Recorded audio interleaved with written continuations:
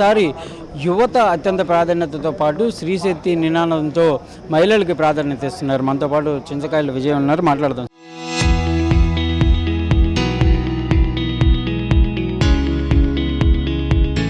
Sir ఏంటి అందరూ కలిసికట్టుగా ఒక వేదికలో జరిగేటటువంటి వాతావరణంలో జరిగే పండగ, కానీ కొంత మిస్ అయినా అదే తీరులో ఈరోజు ఒక యాప్ ద్వారా అందరూ కనెక్టివిటీ అవుతున్నటువంటి పరిస్థితి ఎట్లా చూడొచ్చు? ఇది వన్ స్టాప్ యాప్ అని చెప్పి మైటీడీపీ యాప్ తీసుకురావడం జరిగిందండి. ఇండియాలోనే నెంబర్ 1. ఇది ఫస్ట్ టైం జరుగుతుంది.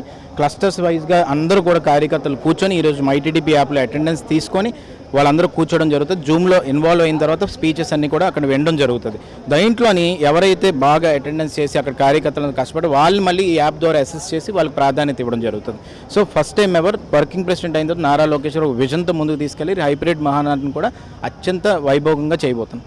ఇప్పటి వరకు దీనికి ఎంతమంది రిజిస్ట్రేషన్కి వెళ్ళారు? ఈ 2 రోజుల్లో ఎంతమంది అయ్యేటటువంటి అవకాశాలు ఉన్నాయి?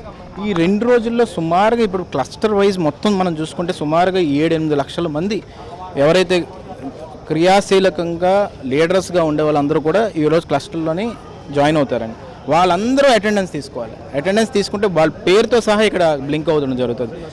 చిన్న అంశాల్లోనే సర్వర్ ప్రాబ్లం అయ్యి వచ్చేది, అంత పెద్ద యాప్ ఇన్ని లక్షల మందిని ఎట్లా మెయింటైన్ చేయాలి? అదే చెప్తున్నాను కానీ టెక్ సేవీ పార్టీ ఇది. టెక్నాలజీని ఇంప్లిమెంట్ చేయడంలో దీనంత ధీటుగా ఎవరు వెళ్ళలేరు.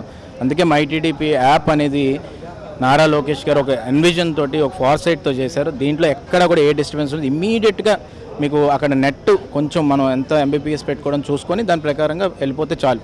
దానికి మనం అందరం కూడా ప్రిపేర్ అయ్యి గత 10 రోజుల నుంచి దాన్ని రివ్యూ చేసుకొని చేయడం వల్ల ఈరోజు ఈ సిచ్యువేషన్కి వచ్చాం. యువత అత్యంత ప్రాధాన్యతతో వెళ్తుంది, ఎలాంటి రెజల్యూషన్ రాబోతుంది సార్?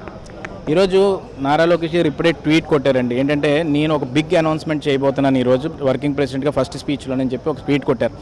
ఆయన ఎప్పుడు కూడా మీరు ఆలోచిస్తే నాడు నేడని ఎవడెవడ ప్రోగ్రామ్ పెడుతున్నారు, కానీ ఈరోజు ఆ రోజు నాడు ఏ విద్యార్థులకు కూడా ప్రాధాన్యత లేదు. ఈరోజు షైనింగ్ స్టార్స్ అని చెప్పి రూరల్ నుంచి విద్యార్థులను తీసుకొచ్చి మెయిన్ పేపర్ల మీద ఫోటోలు వేస్తున్నాడు. అలాంటి వ్యక్తిగతం ఆలోచించిన విధానం అయింది. అందుకని యువకులకు అత్యంత ప్రాధాన్యత ఇవ్వబోతున్నారు. అది మీరు రానున్న రోజుల్లో చూస్తారు. చింతకాయల విజయ్ అయితే క్లియర్గా చెప్తున్నారు.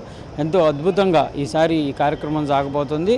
ఒక వరల్డ్ రికార్డు సృష్టించడమే కాదు, లక్షలాది మందిని ఒక వేదికగా, అంటే డిజిటల్ విధానంలో ఒక వేదికగా తీసుకొని రావడం అనేది ఇది ఒక సంచలనమైనటువంటి అంశంగా కూడా జరగబోతుంది అనే విధంగా కూడా చింతకాయల విజయ్ చెప్తున్నటువంటి పరిస్థితి ఉంది. కెమెరామెన్ మనోతో సాయి శంకర్, గుంటూరు టీడీపీ కేంద్ర కార్యాలయం నుంచి.